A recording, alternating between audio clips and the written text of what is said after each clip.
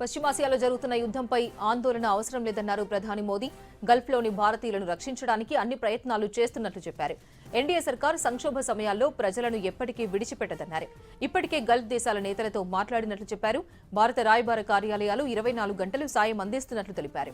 కేరళలోని ఎర్నాకులంలో పర్యటిస్తున్న ప్రధాని పలు అభివృద్ధి పనులకు శంకుస్థాపన చేశారు.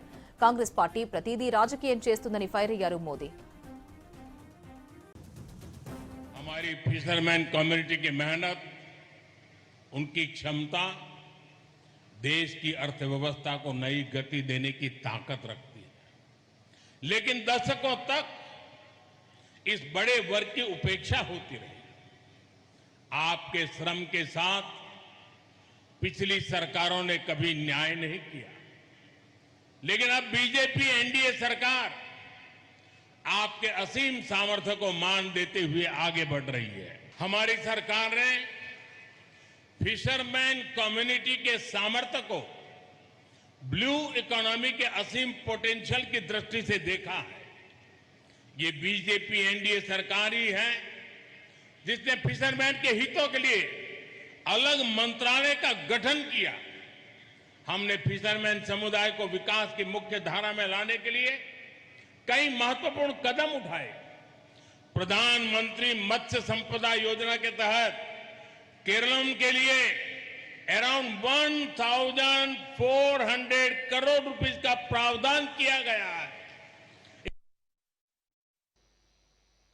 लेकिन 21st सेंचुरी के पहले 25 साल में एलडीएफ और यूडीएफ ने केरलम को युवा शक्ति से वंचित कर दिया है और कांग्रेस को तो केरलम के युवाओं पर, देश के युवाओं के सामर्थ्य पर भरोसा ही नहीं है।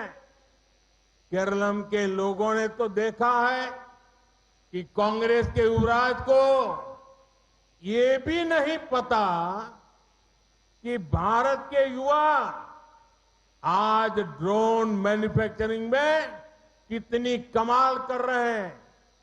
कांग्रेस के नेता को ये भी नहीं पता कि भारत में आज अनेक कंपनियां ड्रोन बना रही हैं।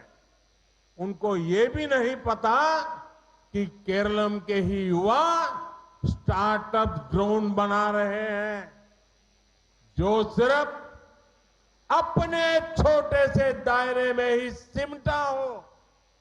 उसको देश का विकास नहीं दिखाई देगा, उसे केरलम के युवाओं का सामर्थ्य समझ ही नहीं आएगा। बीजेपी एनडीए केरलम के टैलेंट के साथ न्याय करके रहेगी। यहां इन्वेस्टमेंट का बेहतर माहौल बनाया जाएगा। गल्फ में, वेस्ट एशिया में जो कुछ हो रहा है उससे आप सभी का चिंतित होना बहुत स्वाभाविक है। हमारे लाखों भाई बहन वहां काम करते हैं, लेकिन साथियों आपको याद रखना है आज देश में बीजेपी एनडीए की सरकार है। जब भी हमारा कोई देशवासी संकट में पड़ा, हमने उसे सुरक्षित बचाने के लिए पूरी ताकत लगा दी। इराक में फंसी नर्सों को बचाने की बात हो या यमन के आतंकवादियों के चंगुल से फादर टॉम को आजाद कराने का काम, आज का भारत अपने नागरिकों को संकट में अकेला नहीं छोड़ता। मुझे संतोष है कि गल्फ के हमारे सभी मित्र देशों की सरकारें भी हमारे देश के नागरिकों का पूरा ध्यान रख रही है। मैं उन सभी सरकारों का भी आभारी हूं। वहां हर देश पे जो हमारी एम्बेसीज है, हमारे मिशन है, वे 24/7 उनकी मदद कर रहे हैं।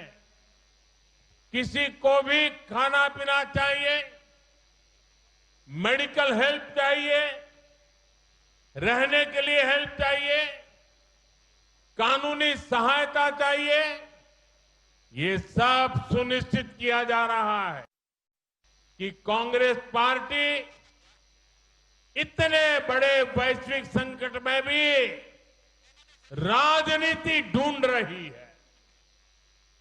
कांग्रेस पार्टी जानबूझकर उकसाने वाले बयान दे रही है, गैर जिम्मेवार बयान दे रही है, ताकि स्थितियां बिगड़ जाएं, हमारे लोग वहां संकट में फंस जाएं और फिर ये लोग मिलकर मोदी को गालियां देने का, रील बनाने का अभियान शुरू कर सके।